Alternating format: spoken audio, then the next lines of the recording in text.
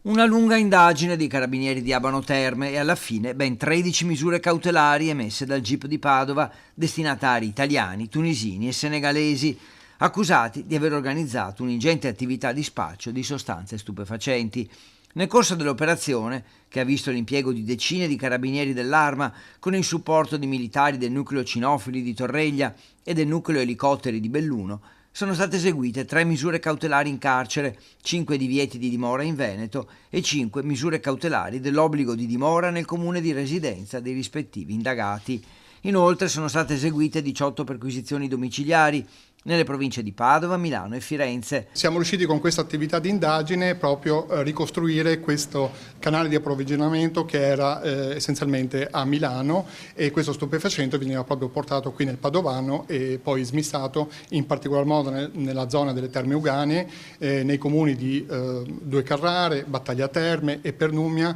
Sono un po' i comuni, diciamo, principali, ma si è esteso poi anche in altri comuni come Monselice, Bagnoli di Sopra,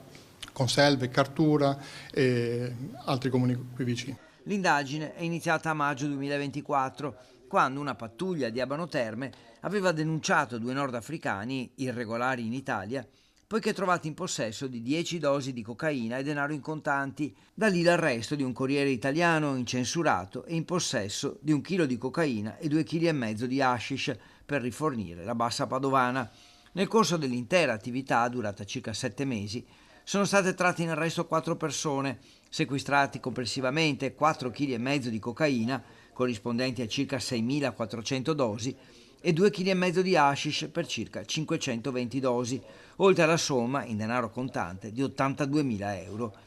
Dai riscontri di indagine acquisiti, ricostruendo gli elementi, è stato accertato che nel periodo dell'indagine sono stati movimentati circa 637.000 euro. Noi siamo riusciti a capire che c'era un approvvigionamento di almeno 1 chilo, a volte anche 2 la settimana, di cocaina, e per il periodo dell'attività di indagine siamo intorno ai 630-650.000 euro di controvalore. Infine, durante le perquisizioni delle ultime ore, sono stati sequestrati altri quantitativi di droga e 43.600 euro in contanti, una pistola senza matricola, 1.550 cartucce da caccia e 40 munizioni calibro 38.